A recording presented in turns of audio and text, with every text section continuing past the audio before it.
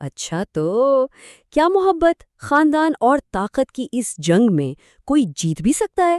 کرل و شوران کی نئے قسط کے ٹریلرز نا ہمیں اسی ایک سوال پر سوچنے پر مجبور کر دیتے ہیں۔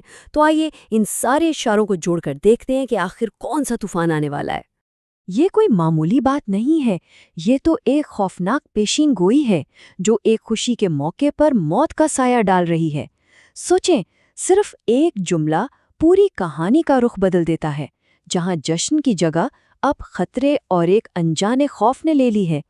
تو سوال یہ پیدا ہوتا ہے کہ آخر یہ تباہی کی پیشین گوئی آئی کہاں سے؟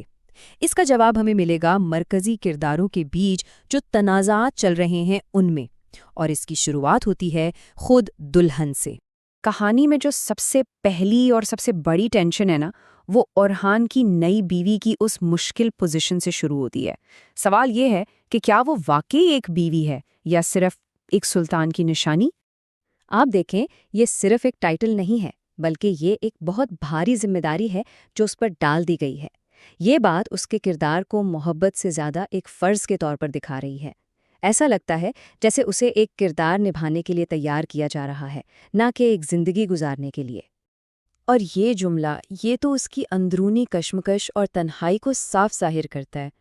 وہ یہ محسوس کریے کہ اورحان کی ریاست سے جو وابستگی ہے نا، وہ ان کے رشتے کی قیمت پر ہے۔ مطلب ہر بار جب وہ ریاست کا لفظ سنتی ہے تو وہ خود کو اور زیادہ اکیلا اور بے معنی محسوس کرتی ہے۔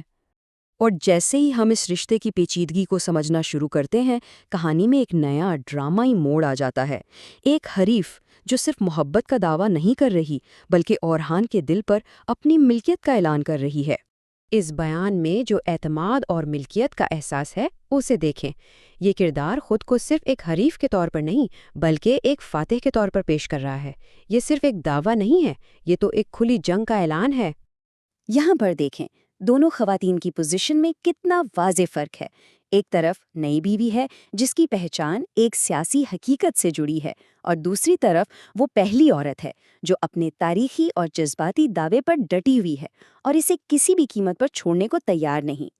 اور اب کہانی یہاں سے اور بھی پیچیدہ ہو جاتی ہے۔ خطرات جو ہے وہ صرف باہر سے نہیں بلکہ خاندان کے اندر سے بھی آ رہے ہیں، جو اس ڈرامے میں ایک تلخ اور ذاتی المیے کی ایک اور تہ جوڑ دیتے ہیں۔ یہ جملہ کتنا ٹھنڈا اور حتمی ہے نا؟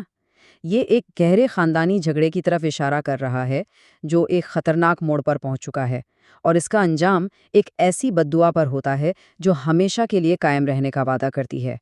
یہ نفرت کی وہ آگ ہے جو سب کو جلا کر راکھ کر سکتی ہے۔ تو ان تمام ذاتی تنازعات کے پیچھے اصل کہانی کیا ہے؟ آئیے اس مرکزی خیال کی طرف بڑھتے ہیں جو ان سب کو آپس میں جوڑتا ہے، وفاداری اور طاقت کے بارے میں ایک بہت ہی سنگین اور بے رحم فلسفہ۔ تو سوچنے کی بات یہ ہے کہ آخر غداری کی اصل وجہ کیا ہوتی ہے؟ ٹریلر ہمیں اس کا ایک بہت واضح اور سچ کہیں تو دل دہلا دینے والا جواب دیتا ہے۔ یہ ہے وہ مرکزی خیال جو ٹریلر ہمارے سامنے رکھتا ہے۔ اس کا مطلب یہ ہے کہ سارے رشتے، یہاں تک کہ خونی رشتے بھی، صرف لین دین پر مبنی ہوتے ہیں، اور جیسے ہی ایک فریق کو لگتا ہے کہ اسے اب کوئی فائدہ نہیں ہو رہا تو وفاداری ختم ہو جاتی ہے اور غداری اگلا قدم بن جاتی ہے۔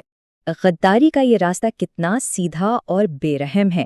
یہ ایک ایسا راستہ ہے جہاں کوئی بھی کردار کسی دوسرے کے خلاف جا سکتا ہے صرف اس لیے کہ ان کے مفادات بدل گئے ہیں، اور یہ بات کسی کے بھی عمل کے پیچھے ایک ممکنہ وجہ فراہم کرتی ہے، چاہے وہ کتنا ہی چونکا دینے والا کیوں نہ ہو۔